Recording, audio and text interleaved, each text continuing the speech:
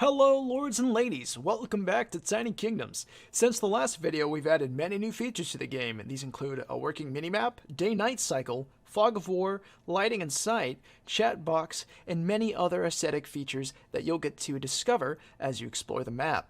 In this video, I'll be giving a condensed, updated tutorial explaining Tiny Kingdoms 8.0.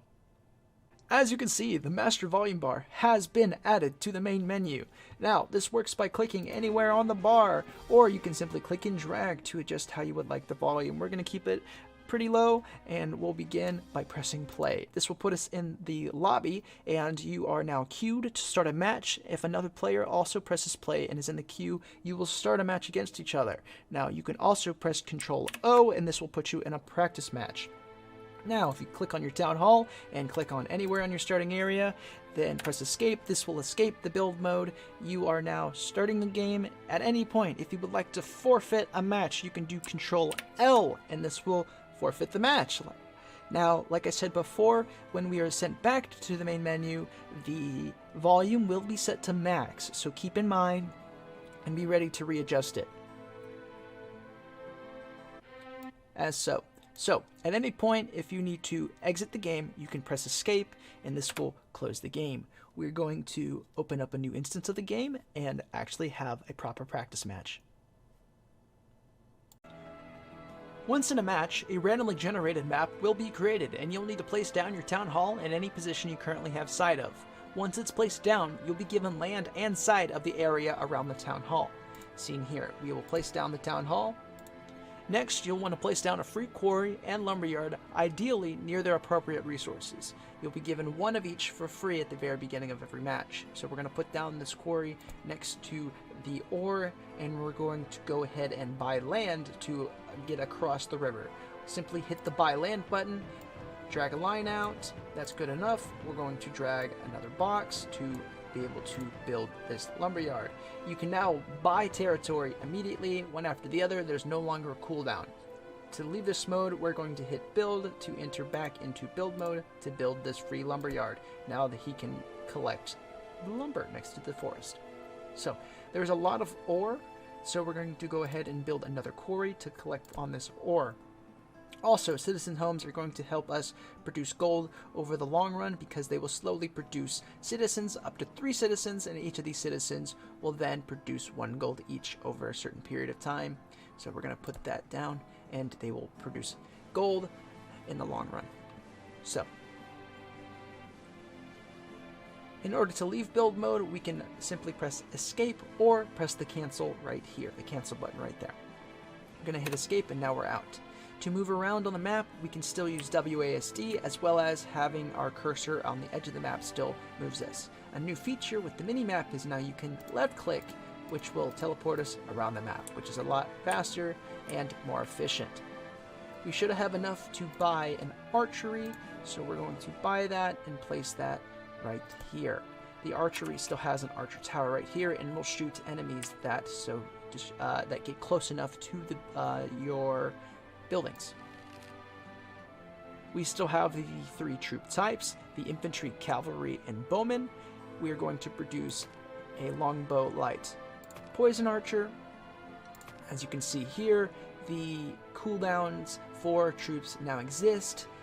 Infantry take 10 seconds, cavalry take 12 seconds, and bowmen take 15 seconds to produce. So keep that in mind when producing armies. Each troop type still has their 27 different compositions, so there's a lot of variety to go about. We're going to produce 2 more, and we're going to produce a barracks and produce 2 troops here. As you can see, that in order to select a troop, we can hold left click and drag and box select. We can also now left click to individually select a unit. Here I will box select and then individually select that unit. We will box select this unit, this unit group, and we are going to right click to tell them to move, same as before.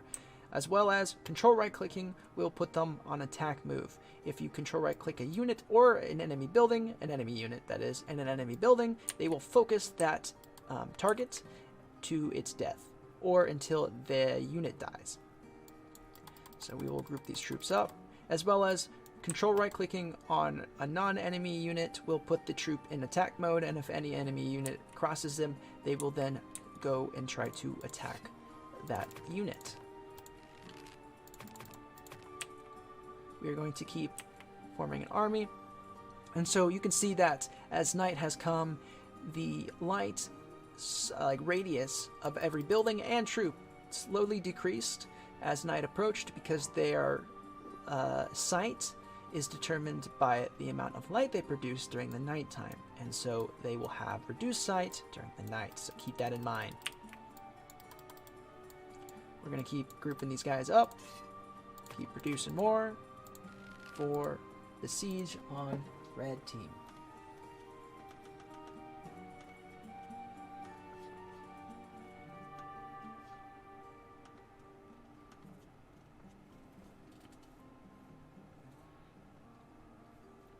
Alright.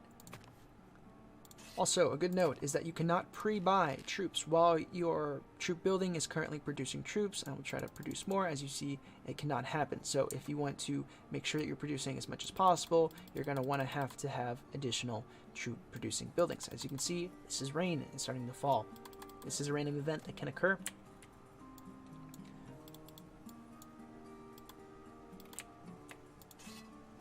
I will produce more troops.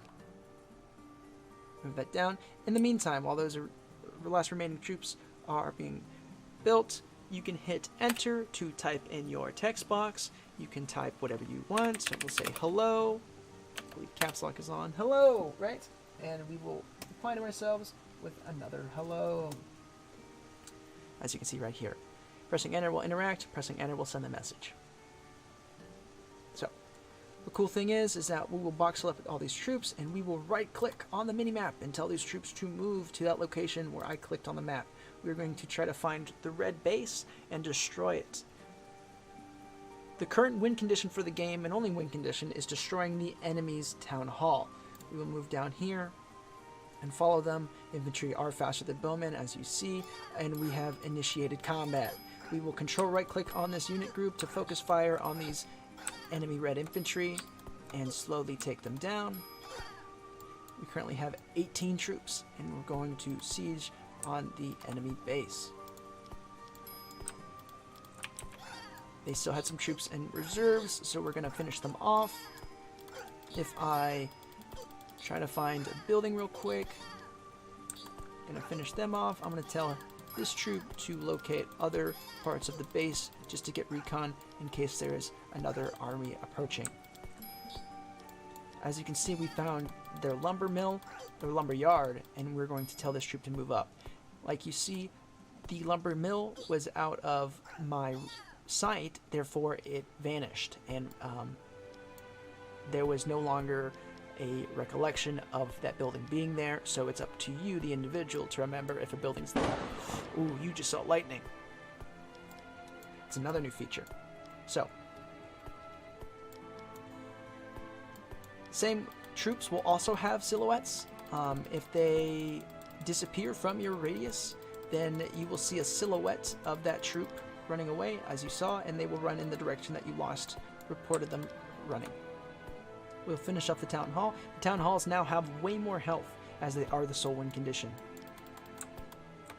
So make sure to protect your own.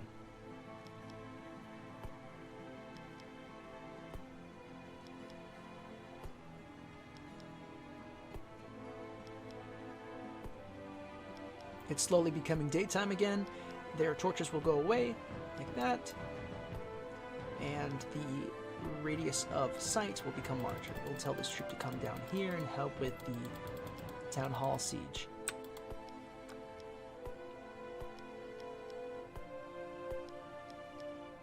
I'm gonna head and forfeit on red team just so we can end this tutorial, because this is gonna take a lot longer.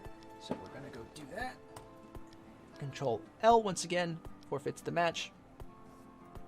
And as soon as somebody has lost, the map will be revealed. So you can see what the map looked like, as well as all the territory that you could have claimed. Overall, I hope you've enjoyed this updated tutorial, and I'll see you next time.